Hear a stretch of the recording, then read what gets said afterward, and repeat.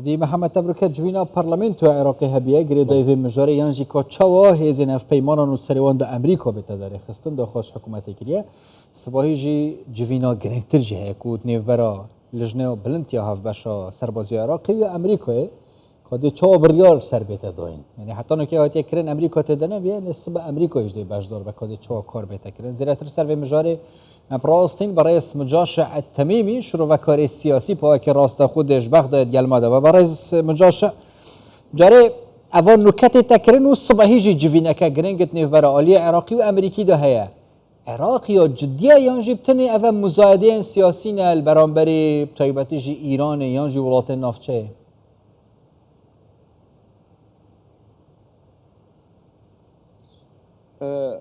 زور سباس بالتأكيد العراق بضني أيوة حكومة العراق وحكومتي عراقي بريارة كانيان بدستي خوانين بتنيا بلكو لا دركني بريارة كان بيوستا بتساوي هذا السياسة كم كان هذا السياسة عربي وكردي كانوا بيكاتا كان ديكا چونکە ئەم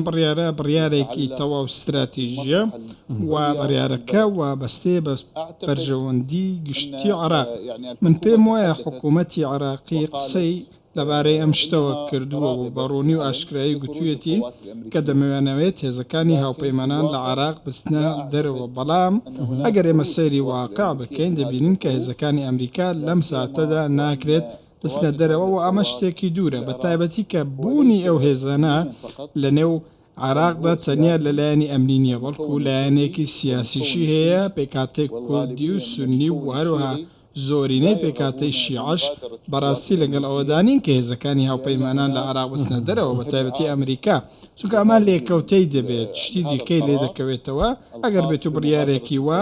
لەلایەن حکوومەتەوە دەربکرێ و جێبەجێ بکرێت ویلایەتە یەکگرتووەکانی ئەمریکا لە ڕووی ئابووریەوە و پشتگیری عراق دەکات لە ڕووی سەربازی و هەروەها هێزەکانی ئەمریکا کە ئێستا لە نێو عراقن ئەرکیان ڕاوێژدان و ڕاهێنانکردنە و بوونی ئەوان ئاماژەی بوونی ڕێکەوتنێکە لە نێوان ئەمریکا و عراق بەڵێ زۆر باشە ئەمڕۆ پەرلەمانی عراق کۆبووتەوە سەبارەت بە دەرکردنی هێزەکانی هاوپەیمانان و ئەمریکا لە عراق ئەمە لە ڕاستیدا کاری پەرلەمانە توانێت کۆبوونەوەیەکی وە بۆ دەرکردنی هێزەکانی هاوپەیمانان بکات لە کاتێکدا ڕێکەوتن هەیە لە نێوان حکوومەت و هێزەکانی هاوپەیمانان لە عراق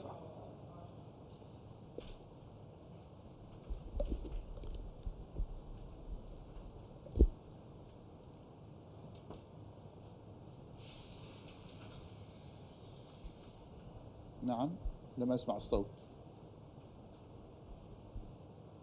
بەڵێ زۆر باشە پرسیارەکەم دووبارە کەمەوە پێتان وایە ئەمڕۆ پەرلەمانی عراق کۆبووتەوە یعنی بۆ دەرکردنی هێزەکانی هاوپەیمانان و دەرکردنی هێزەکانی ئەمریکا پێتان وایە ئەمە کاری پەرلەمانە توانێت هەنگاو بۆ شتێکی وا بنێت هێزەکانی هاوپەیمانان لە عراق پابندکە بەچوونە دەرەوە یاخود ئەمە کاری حکوومەتە ئەگەر کاری پەرلەمان نیە پەرلەمان بۆ ئەمە ئاکات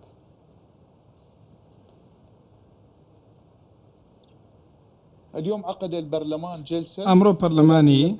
عراق کۆبوونەوەیەکی کردووە بەڵام لە کۆبوونەوەکەدا ڕێژە یاساییتەوە نەبووە نزیکەی سەد ئەننا پەرلەمان ئامادەی کۆبوونەوەکە بووە ئەمە نیشانە ئەوەیە کە کۆدەنگی نییە و هەموو لایەک لەسەر ئەم بابەتە ڕێک نەکەوتون دانیشتەکە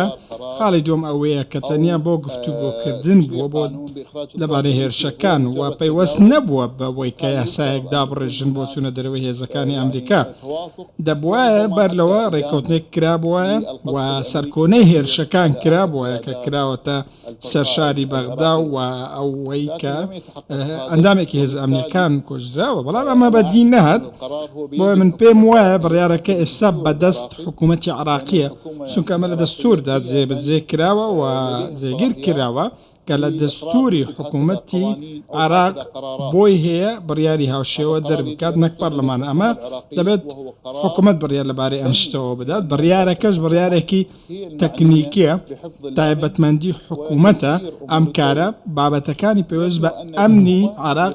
هەمویان ئەرکی حکوومەتی عراقین وا دیارە کە حکوومەتی عراقیش تا ئێستا دەڵێت کە ئێمە لە گفتوگۆداین لە دانوستانداین دانوستانەکانیش تا ئێستا هیچ ئاماژەیەکی ئەوەیان تێدا نییە کە هێزەکانی ئەمریکا لە عێراق بچنە دەرەوە ڕەنگە ئەمریکا ڕاشکاوتر قسێک کردبێت بە تایبەتی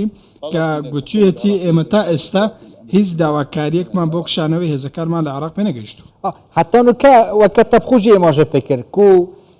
داخوازیە کە هەوسە فەرمی ژالی عێراقی نەگەیشتی ئەمریکا لێ فەرمی یعنی ئەمریکا نەگوتیە کە ئەو دێ بمینن یان ژی نامینن کو سبایژی تایبەتیژە ڕەنگە ئەف مژارەب گەرمی بێتە بەحەزکردنی بەرە هەردوو ئالیاندا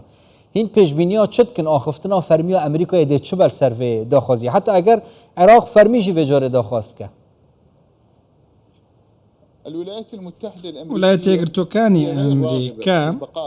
ناوێت لە عێراق بمێنێتەوە بەڕاستی بەڵام لەم بارودۆخەی کە ئێستا تێیدا ناکرێت ئەمریکا بەم شێوەیە عێراق جێبهێڵێت وە کارەکەشی ئەوەیە کە جێهێشتنی ئەمریکا واتە سەرکەوتنی بەرەی مقاومە بە سەرکردایەتی ئێران و شکستی ئەمریکا بۆیە ئەمریکا لەم ساتەی ئێستادا وای دەبینێت کە دەرچوون و کشانەوەی هێزەکان لە عێراق لەم ساتەدا لە ژێر فشاری بەرەی مقاومە واتە شکست و دۆڕانی ئەمریکا لە بەرامبەر بەرەی مقاومە بە تایبەتی کە ئێستا ئیدارەی سەرۆکی ئەمریکا جۆ بایدن لە سەروبەندی هەڵبژاردندایە و ئەمە کارێکی خراپ دەبێت بۆ ئەو وەکو دۆڕانی تەواوی ویلایەتە یەکگرتووەکانی ئەمریکا و پارتی دیموکراتەکاندایە بۆ من پێم وانەیە هێزەکانی ئەمریکا عێراق لەم بارودۆخەدا جێبهێڵن ڕەنگە کۆبوونەوەی ئەمڕۆی پەرلەمانی عێراق ڕوونتر بوو بێ و پەیامی ئەوەی بە ئێمەدا بێت کە هێزە سیاسەکان لەسەرەوە کۆکنین هێزەکانی ئەمریکا بڕۆن. باشە سبەی کۆبوونەوەیەک هەیە کە بۆ گفتوگۆکردنە دەربارەی کشانەوەی هێزەکانی هاوپەیمانان و ئەمریکا لە عێراق پێت وایە ئەم کۆبوونەوەیە نەتیجەیەکی وەهای دەبێت کە هێزەکان لە عێراقدا بچنە دەرەوە چونکە ئەمریکا ئەڵێت ئەم کۆبوونەوانە بۆ ئەوەیە کە کاری داهاتووی ئەمریکا هاوپەیمانان لە عێراقدا بە شێوەیەکی تر بێ یاخود بگۆڕێ لە بەرامبەردا حکوومەتی عێراق ئەڵێت بۆ ئەوەیە کە هێزەکانی هاوپەیمانی و ئەمریکا لە عێراق بچنە دەرەوە دوو لێدوانی زۆر دژبەیەکن بەیانی چی ڕوادا گفتوگۆکان تەنیا سێ خاڵ دەگرنەوە ئەوانەی لە کۆبوونەوەکەی بەیانی باز دەکرێت شەڕکردن دژی داعش و ڕوبەڕووبوونەوەی داعش خاڵی دووەم زانینی توانای سەربازی هێزە ئەمنیەکانی عێراق و هەروەها تاوتوێکردنی واقعی کارکردنی ئێستای عێراق و ئەمریکایە واقعی ڕوبەڕووبوونەوەی داعش و کارکردنی هێزە ئەمنیەکان بەڵام ڕەنگە قسەیەک هەبێت لەبارەی ڕێخستنی خشتەی معنەوەی ئەم هێزانە بەڵام حکوومەتی عێراقی زۆر بەڕوونی ئەمەی گوتووە کە نایەوێت و ڕاوێژکاری سەرۆکوەزیرانی عێراقیش بەڕوونی ئەوەی گوتووە کە ویلایەتە یەکگرتووەکانی ئەمریکا مانەوەی لە عێراق مانەوەیەکی ڕەمزیە چونکە هیچ سەربازێکی شەڕکەری ئەمریکی و هاوپەیمانان ئەنێو عێراقدانیە بەڵکو ئەوانەی هەن ڕاوێژ و ڕاهێنان بە هێزەکانی عێراق دەدەن و هەروەها یارمەتی سوپای عێراقی دەدەن لای چاکردنەوەی کەلوپەلەکانیان کە عێراق لە توانایدانیە بۆ ئەم پێم وانییە بڕیارێک کە بێت بۆ چوونە دەرەوەی ئەو هێزانە بەڵکو بۆ ڕێخستنەوەی هێزەکان و پەیوەندیەکانە. پرسیارە داوی ئەگە کورتی بەرسەوەم دی بەڕێز مجاشە ئەو هێزên عێراقیان jî heta parlamentoya Iraqê jî û hikûmet jî dibêje êdî karînên serbaziyên Iraqê hene ji bo bergirîkirinê û parastina asayişa Iraqê. Rastî jî karînên serbaziyên Iraqê baş in ku bêy Emerîka ewlehiya xwe parêzin Kurtî. هێزە ئەمنیەکانی عێراق لە ڕووی سەربازیەوە بە شێوەیەکی بەرچاو گەشە سندیان بەخۆیەوە بینیوە بوونەتە هێزی باش بەڵام هێشتا ئەم هێزانە پێویستیان بە زانیاری هەواڵگیریە و پێویستیان بە پاڵپشتی ئاسمانیە ویلایەتە یەکگرتووەکانی ئەمریکا ئەم شتەی کردووە لە ڕووی هەواڵگیری و ئاسمانیەوە و لە ڕێگەی زانیاری مانگە دەستکردەکان و زانیاری هەواڵگرەکان و هەروەها پشتگیریکردنی عێراق لە ڕووی دارایی و تەکنیکیەوە ئەمریکا ئەم کاری کردو بۆیە عێراق هێشتا پێویستی بە هێزەکانی ئەمریکا. گەلەک سپاس مجاشە ئەتەمیمی شروع بە کاری سیاسیش بەغدا هین گەل بەدا بوو.